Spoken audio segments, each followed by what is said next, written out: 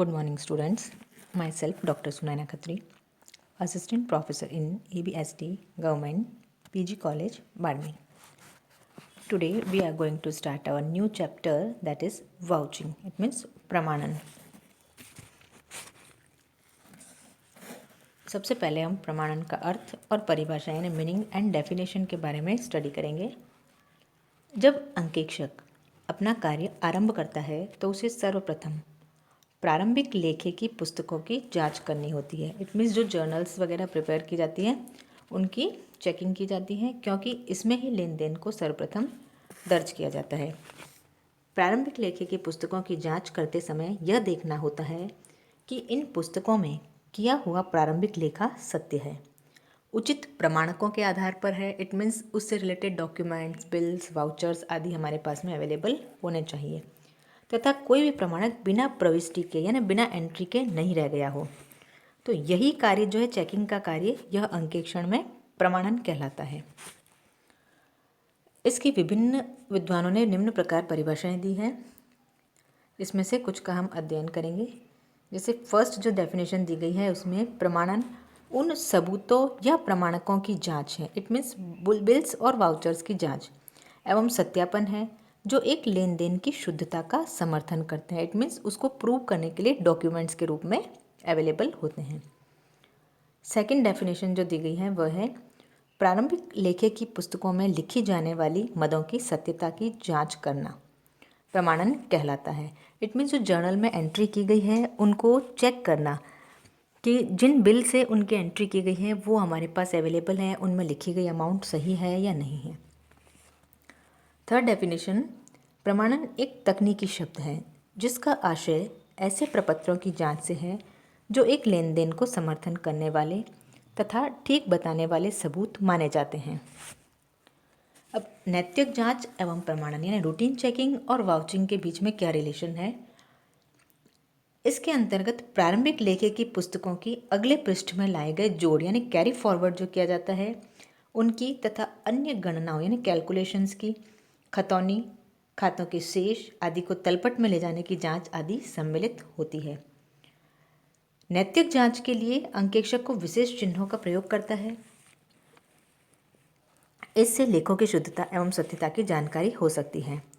अब व्यापक दृष्टिकोण के अनुसार प्रमाणन में नैतिक जांच जो है वो रूटीन चेकिंग इंक्लूड होती है. इट मीन्स जब वाउचिंग का काम किया जाएगा तो उसमें जो है रूटीन चेकिंग इंक्लूड होगी. अतः नैतिक जांच प्रमाणन का ही एक पार्ट माना जाता है. दोनों में अंतर केवल यह है कि कुछ लेखक प्रमाणकों से प्रविष्टियों की जांच करने को प्रमाणन कहते हैं और रिमेनिंग जो वर्क होता है जैसे शेष कार्य हमारा टोटल करना, खतौनी की जांच करना, बैलेंस निकाल के देखना, ट्रायल बैलेंस को चेक करना आदि को रूटीन चेकिंग मानते हैं. प्रायः अंकेक्षण प्रक्रिया का प्रमाणन भाग अंकेक्षक के कनिष्ठ एवं कुछ वरिष्ठ ऑडिट क्लर्कों द्वारा किया जाता है, क्योंकि वे इसे ऑडिटिंग का ही रूटीन वर्क मानते हैं. लेन देनों के प्रमाणन और सत्यापन में अंतर. अब difference between vouching and verification of transactions. तो इसको आर्थर डब्ल्यू होम्स ने जो परिभाषित किया है उनके अनुसार प्रमाणन उन सबूतों की जांच एवं सत्यापन है जो कि एक लेन देन की शुद्धता का समर्थन कर सकते हैं, तथा सत्यापन योगों को आगे के पृष्ठ पर ले जाई गई रकमों, खतौनी की तथा संपत्तियों की विद्यमानता एवं स्वामित्व की शुद्धता का सबूत है. इनके अनुसार प्रमाणन के अंतर्गत केवल प्रमाणकों की जांच ही सम्मिलित की गई है, यानी बिल्स और वाउचर्स की जांच को ही प्रमाणन के अंतर्गत सम्मिलित किया जाता है जिनके आधार पर की लेखे किए गए हैं. बाद में समस्त जांच जैसे जोड़ लगाना, खतौनी की जांच करना आदि सौदों के सत्यापन के अंतर्गत शामिल की गई है. बाकी वर्क को जो है वो सत्यापन में यानी वेरिफिकेशन का पार्ट माना जाता है. भारत में इस बाद वाली जांच को रूटीन चेकिंग यानी नैतिक जांच कहा जाता है, जो हमने पहले डिस्कस किया था. तो व्यापक अर्थ में प्रमाणन के अंतर्गत सौदों का सत्यापन भी सम्मिलित होता है. अब प्रमाणन के उद्देश्य यानी ऑब्जेक्ट्स ऑफ वाउचिंग. प्रमाणन के मुख्य उद्देश्य निम्न प्रकार हैं. फर्स्ट है लेखों की शुद्धता एवं सत्यता प्रमाणित करना. प्रमाणन का मुख्य उद्देश्य लेखों की सत्यता एवं शुद्धता को प्रमाणित करना है. प्रत्येक लेखे से संबंधित उचित प्रमाणक यानी उससे रिलेटेड वाउचर्स, बिल्स आदि हमारे पास अवेलेबल होने चाहिए। उनको लेखों की सत्यता का ही ये प्रमाण माना जाता है कि हमारे पास में डॉक्यूमेंट्स अवेलेबल हैं। सेकंड, व्यापार से संबंधित लेन देन के लेखों का ज्ञान। प्रमाणन के आधार पर अंकेक्षक को यह विश्वास हो जाता है कि वे सभी लेन देन जो व्यापार से संबंधित है बुक्स में लिख दिए गए हैं और ऐसा कोई लेन देन जो है वो एंट्री करने से छूट नहीं गया है। थर्ड, व्यापार से संबंध न रखने वाले लेखों का ज्ञान। वाउचिंग का मेन ऑब्जेक्ट यह भी होता है कि अंकेक्षक को यह पता चल जाए कि पुस्तकों में कोई ऐसा लेन देन तो नहीं लिखा गया है जो कि व्यापार से संबंध नहीं रखता है। जैसे फॉर एग्जाम्पल, यदि कोई प्रमाणक कंपनी के नाम का न होकर किसी संचालक के पर्सनल नाम से लिखा गया है तो इसका अर्थ यह लगाया जा सकता है कि ये लेन देन संचालक के द्वारा व्यक्तिगत रूप से किया गया है और बुक्स में इसका लिखा नहीं होना चाहिए। नेक्स्ट, फोर्थ, लेखों का अधिकृत होना।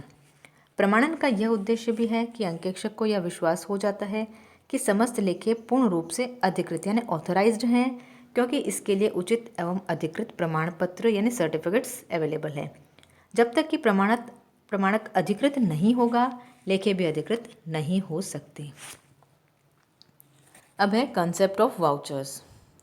प्रमाणक का आशय क्या है? तो जब कोई वस्तु बाजार से हम खरीदते हैं तो हमें दुकानदार द्वारा एक रसीद यानी बिल दिया जाता है।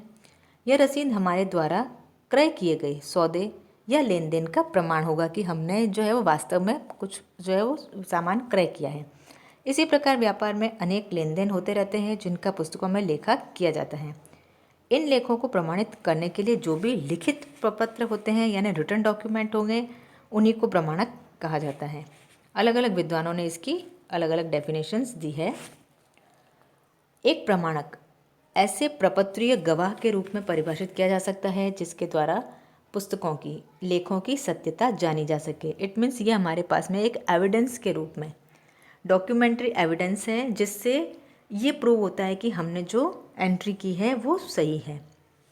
सेकंड डेफिनेशन जो दी गई है वह एक प्रमाणक एक रसीद, एक बीजक, एक समझौता, एक मांग पत्र या संक्षेप में कोई भी उपयुक्त लिखित सबूत हो सकता है जो कि लिखित सौदे का पुष्टिकरण करता है।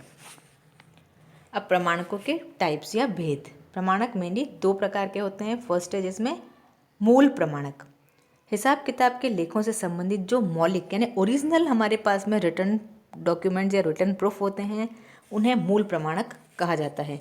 जैसे उधार क्रय के लिए बीजक जो है वो हमारे पास मूल प्रमाणक के रूप में होगा। सेकंड है गौण प्रमाणक यानी सप्लीमेंट्री वाउचर्स। प्रत्येक लेन देन के मूल प्रमाणक के अलावा उस लेन देन की पुष्टि करने के लिए अन्य प्रमाणक भी हो सकते हैं जो कि उस लेन देन की प्रक्रिया में तैयार होते हैं। ऐसे अन्य प्रमाणकों को गौण प्रमाणक यानी कोलेटरल वाउचर्स कहते हैं। फॉर एग्जाम्पल, उधार बिक्री के संबंध में बीजक की प्रतिलिपि मूल प्रमाणक है और बिक्री के लिए प्राप्त आदेश, जहाजी बिल्टी की प्रतिलिपि, पैकिंग नोट्स की प्रतिलिपि आदि गौण प्रमाणक होंगे। अब है प्रमाणन तथा अंकेक्षक, वाउचिंग एंड ऑडिटर्स। प्रमाणन के संबंध में अंकेक्षक को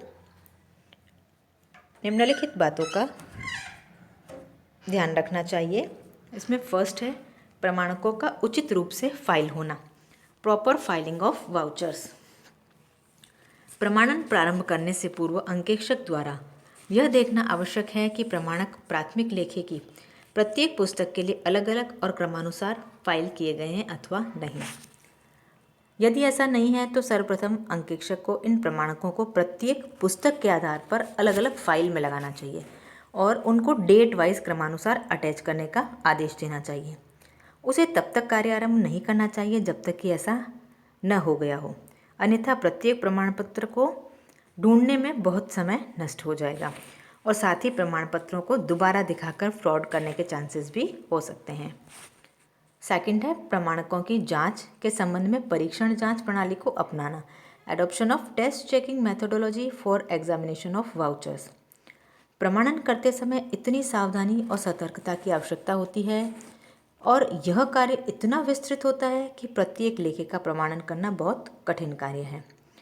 छोटी संस्थाओं में तो प्रमाणन करना संभव हो सकता है, किंतु बड़ी संस्थाओं में यह कार्य प्रायः परीक्षण जांच यानी टेस्ट चेकिंग द्वारा किया जाता है, अर्थात संपूर्ण लेखों के स्थान पर कुछ चुने हुए लेखों की जांच ही की जाती है। अंकेक्षक को परीक्षण जांच वहाँ करनी चाहिए जहाँ पर आंतरिक नियंत्रण प्रणाली यानी इंटरनल कंट्रोल सिस्टम, जो हमने पिछले चैप्टर में पढ़ा था, सुदृढ़ एवं संतोषजनक हो। यदि ऐसा नहीं है तो संपूर्ण लेखों की जांच की जानी चाहिए। थर्ड है प्रमाण पत्रों का लेखों से मिलान करना, comparison of evidences with accounting. संपूर्ण लेखों की जांच अथवा परीक्षण जांच का निर्णय लेने के बाद अंकेक्षक को लेखे की प्रमाणकों के आधार पर जांच करनी चाहिए। इसके लिए सर्वप्रथम मूल प्रमाणक तलाश किया जाता है। मिलान करते समय निम्नलिखित बातों का ध्यान रखना चाहिए। फर्स्ट, सर्वप्रथम अंकेक्षक को देखना चाहिए कि लेखों में वही तारीख जो डॉक्यूमेंट्स में है, वर्ष भी वही होना चाहिए जिसकी वर्ष की ऑडिटिंग की जा रही है। सेकंड, लेखों में लिखी गई अमाउंट प्रमाण पत्र यानी सर्टिफिकेट में लिखी गई अमाउंट से मिलनी चाहिए। यदि उसमें डिफरेंस है तो छानबीन करनी चाहिए। थर्ड, प्रमाण पत्र का विवरण पुस्तकों में लिखे हुए सौदों के विवरण से मिलना चाहिए, यानी डिस्क्रिप्शन भी दोनों का सेम होना चाहिए। यदि क्रय बही में माल के संबंध में वही क्वांटिटी, वही रेट, वही किस्म लिखी हुई होनी चाहिए जो बीजक में अवेलेबल है। उपयुक्त रीति से मूल प्रमाणक का लेखे से मिलान करने के बाद यदि अंकेक्षक अन्य गौण प्रमाण देखना चाहे तो देख सकता है। परीक्षण जांच होने पर तो वह अंकेक्षक को गौण प्रमाण पत्र देखने ही चाहिए। वैसे भी कुछ व्यवहारों की गौण प्रमाणकों से पुष्टि अवश्य करनी चाहिए। फोर्थ, मिलान करते समय प्रमाणकों की जांच संबंधी विशेष बातें ध्यान में रखना। Special things to be taken care of while compose of the vouchers with accounting. अब अंकेक्षक का केवल यह कर्तव्य नहीं है कि प्रमाणकों का लेखों से मिलान ही कर लिया जावे अथवा यह देख लिया जावे कि प्रत्येक लेख के लिए प्रमाण पत्र मौजूद है अथवा नहीं, किंतु उसे यह भी जांच करनी चाहिए कि वास्तव में प्रमाणक स्वयं भी सही है या नहीं, यानी फ्रॉड बिल्स तो नहीं बनाए गए हैं, व्यवसाय से संबंध रखता भी है या नहीं, और उसी वर्ष से संबंधित है या नहीं आदि। अतः अंकेक्षक को लेखों से मिलान करते समय प्रमाणकों की भी सतर्कतापूर्वक जांच करनी चाहिए। प्रमाणकों की जांच करते समय उसे निम्नलिखित बातों पर ध्यान देना चाहिए। फर्स्ट, प्रमाणक उसी संस्था या व्यापारी के नाम का होना चाहिए जिसके हिसाब किताब का अंकेक्षण किया जा रहा है। सेकंड, प्रमाणक व्यापारिक लेन देन से संबंधित है या नहीं। थर्ड, प्रमाणक की तारीख उस अवधि के अंतर्गत ही आती है या नहीं जिसकी ऑडिटिंग की जा रही है। कहीं ऐसा तो नहीं है कि कोई पुराना वाउचर्स हमको जो है वो दिखाया जा रहा हो। नेक्स्ट, प्रमाणक जहाँ तक हो सके छपे हुए प्रिंटेड फॉर्म पर होना चाहिए। नेक्स्ट, प्रमाणक की रकम को जांचना चाहिए तथा रकम शब्द और अक्षरों में, मतलब वर्ड्स और फिगर्स दोनों में लिखी हुई होनी चाहिए। प्रमाणकों पर आंकिक गणनाओं यानी न्यूमेरिकल कैलकुलेशंस जो होती है उसकी भी चेकिंग की जानी चाहिए कैलकुलेटर से। नेक्स्ट, प्रमाणक पर भुगतान करने वाले यानी पेई के सही हस्ताक्षर होने चाहिए। यदि प्रमाणक किसी फर्म या कंपनी के द्वारा दिया गया है तो हस्ताक्षर के नीचे हस्ताक्षरकर्ता की पोस्ट, फर्म या कंपनी की सील भी लगी हुई होनी चाहिए। नेक्स्ट, प्रमाणक किसी उत्तरदायी कर्मचारी द्वारा सही प्रमाणित होना चाहिए और उक्त कर्मचारियों के हस्ताक्षर भी उस पर इनिशियल होने चाहिए। यदि प्रमाणक भुगतान के संबंध में है तो उत्तरदायी व्यक्ति द्वारा उस पर भुगतान करने की स्वीकृति भी होनी चाहिए कि इसका पेमेंट किया गया है। नेक्स्ट, यदि प्रमाणक भुगतान के संबंध में है तो रुपये 5,000 से अधिक की रकम होने पर भुगतान पाने वाले के हस्ताक्षर के साथ साथ 1 रुपये का जो है रेवेन्यू टिकट भी लगा हुआ होना चाहिए। तथा नेक्स्ट, यदि किसी प्रमाणक में कोई विवरण कटा हुआ है या अंक कटे हुए हैं तो उस पर उचित अधिकारी के हस्ताक्षर होने चाहिए। फिफ्थ पॉइंट, पुस्तकों के प्रमाणन संबंधी अन्य बातों का ध्यान रखना। Other things to be taken care with regard to vouching of books. अब लेखों का से प्रमाणकों का मिलान करते समय तथा प्रमाणकों की जांच करते समय ऑडिटर्स को किन किन बातों का ध्यान रखना चाहिए, उनमें फर्स्ट है प्रमाणक से संबंधित लेन देन और लेखे का पूरा आशय प्राप्त होना चाहिए। अपर्याप्त या संदेहजनक विवरण मिलने पर छानबीन की जानी चाहिए। जिन प्रपत्रों के संबंध में विशेष सूचना या अतिरिक्त प्रमाण की आवश्यकता हो उन्हें अवश्य प्राप्त किया जाना चाहिए। सेकंड, अंकेक्षक को यह भी देखना चाहिए कि समस्त लेखों के संबंध में प्रमाणक मौजूद है अथवा नहीं। खोए हुए प्रमाणकों की एक सूची बना लेनी चाहिए तथा उनकी नकलें प्राप्त कर लेनी चाहिए। इन नकलों को बहुत ध्यानपूर्वक देखना चाहिए क्योंकि इनसे ही धोखा होने के चांसेस ज़्यादा रहते हैं। यदि खोए हुए प्रमाणकों की नकलें या उन लेखों के संबंध में कोई डॉक्यूमेंट्स नहीं मिले तो उसे अपनी ऑडिटर नोटबुक में इनकी एंट्री कर लेनी चाहिए, इसको रिकॉर्ड कर लेना चाहिए। नेक्स्ट, जहाँ तक संभव हो सके किसी विशेष पुस्तक से या विशेष समय या संबंधित प्रमाणकों को एक ही बैठक में जांचने का प्रयास करना चाहिए। यानी स्पेशल कैटेगरी के जो वाउचर्स वगैरह हैं उनकी एक सिटिंग में चेकिंग की जानी चाहिए, इससे कार्य का सीक्वेंस बना रहता है। नेक्स्ट, जिन प्रमाण पत्रों की जांच कर ली जाए उन्हें चिन्हित कर देना, टिक लगा देना चाहिए, जिससे उन्हें देखते ही यह पता चल जावे कि उनका अंकेक्षण हो चुका है। इस कार्य के लिए रबर स्टैंप या मोहर का प्रयोग किया जा सकता है अथवा ऑडिटर क्लर्कों के द्वारा उस पर इनिशियल किए जा सकते हैं या कोई स्पेशल कैटेगरी का चिन्ह प्रयोग किया जा सकता है। प्रत्येक परिस्थिति में वह चिन्ह ऐसा होना चाहिए जो मिटाया नहीं जा सके। प्रमाणकों को चिन्हित करने का उद्देश्य यह होता है कि कहीं एक से अधिक जो है डॉक्यूमेंट्स जो है वो दोबारा पेश न कर दिया जाए। नेक्स्ट, प्रमाणन करते समय अंकेक्षक को संस्था के किसी भी कर्मचारी की हेल्प नहीं लेनी चाहिए। नेक्स्ट, अंकेक्षक को यह भी ध्यान रखना चाहिए कि लेखे पुस्तपालन यानी बुक कीपिंग के सामान्य सिद्धांतों को ध्यान में रखते हुए किए गए हैं अथवा नहीं। उदाहरण के लिए पूंजीगत और रेवेन्यूगत आय व्यय का अंतर अवश्य ध्यान में होना चाहिए, और क्योंकि ऐसा न करने पर P&L अकाउंट और बैलेंस शीट दोनों पे बैड इफेक्ट पड़ सकता है। नेक्स्ट, 6 पॉइंट, पुस्तकों के योग एवं लेखों की खतौनी आदि की जांच करना। Examination of casting of books and ledger posting. प्रारंभिक लेखों की प्रविष्टियों की जांच के बाद उनके टोटल की जांच की जानी चाहिए। वर्टिकल टोटल और हॉरिजॉन्टल टोटल दोनों की चेकिंग की जानी चाहिए और उसके बाद लेज़र पोस्टिंग में की गई खतौनी की जांच करके अकाउंट बैलेंसेस आदि निकाल के चेक करने चाहिए। नेक्स्ट, 7 पॉइंट, कंपनी अधिनियम 2013 द्वारा भुगतानों पर नियंत्रण। Payment control by the companies act 2013। इसके अनुसार सेक्शन 143 की उपधारा 1 के वाक्य ई के अधीन क्या व्यक्तिगत दायित्वों को आयगत खाते में प्रभारित किया गया है, यानी पर्सनल एक्सपेंसेस को रेवेन्यू अकाउंट में तो चार्ज नहीं किया गया है। सेकंड, सेक्शन 180 के अधीन कंपनी का संचालक बोर्ड केवल विशेष प्रस्ताव द्वारा ही कंपनी की सहमति से ही निम्नलिखित शक्तियों का प्रयोग करेगा। कंपनी के पूर्ण उपक्रम का अथवा उस दशा में जिसमें कंपनी के स्वामित्वाधीन एक से अधिक उपक्रम है, किसी ऐसे पूर्ण उपक्रम का विक्रय करना, यानी उसको सेल करना, पट्टे पे देना या उसको समाप्त करना, ये काम जो है वो उसके लिए अपनी जो है वो कंपनी की सहमति से ही अपनी जो है शक्ति का पावर का यूज़ कर सकता है।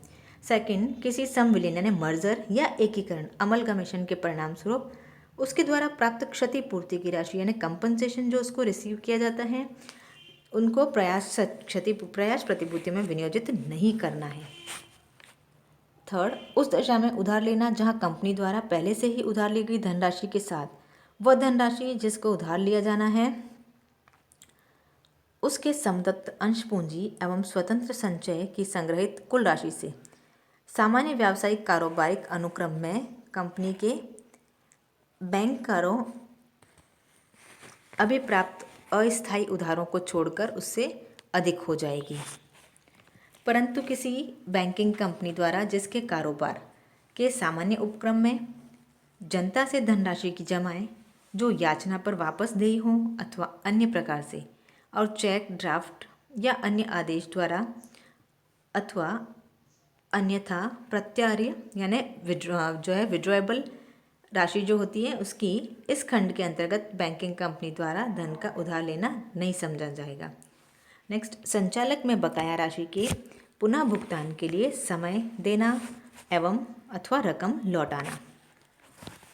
Third point, C point, section 181 के अधीन कंपनी का संचालक बोर्ड सद्भावनापूर्ण, परोपकारी एवं अन्य विधियों किसी भी राशि का अभिदान कर सकेगा, किंतु ऐसे अभिदान के लिए साधारण सभा में कंपनी की पूर्व अनुज्ञा लेना उस स्थिति में अपेक्षित न होगा यदि किसी वित्तीय वर्ष में किसी धनराशि का योग 3 पूर्ववर्ती वित्तीय वर्षों के लिए उसकी औसत विशुद्ध लाभ के 5% से अधिक नहीं हो तो उसे परमिशन लेने की रिक्वायरमेंट नहीं होगी। नेक्स्ट डी पॉइंट, सेक्शन 182 राजनीतिक अभिदानों पर निषेध एवं निबंधन से संबंधित है। इस धारा के अनुसार एक सरकारी कंपनी या अन्य कोई कंपनी जो 3 वित्तीय वर्षों से कम अवधि के लिए अस्तित्व में है, प्रत्यक्ष या अप्रत्यक्ष रूप से कोई भी धनराशि किसी भी राजनीतिक दल को अंशदान नहीं कर सकती है। अन्य वर्षों में अंशदान की राशि किसी भी वित्तीय वर्ष में तत्काल पूर्व के 3 वित्तीय वर्षों के औसत लाभों के 7% से अधिक नहीं हो सकती है। ई पॉइंट, सेक्शन 183 के अधीन किसी कंपनी का संचालक बोर्ड और ऐसा कोई अन्य व्यक्ति या अधिकारी राष्ट्रीय रक्षा कोष अथवा राष्ट्रीय रक्षा के प्रयोजन के लिए केंद्रीय सरकार द्वारा अनुमोदित किसी अन्य कोष में ऐसी राशि का आवेदन कर सकेगा जो वह ठीक समझे। Thank you.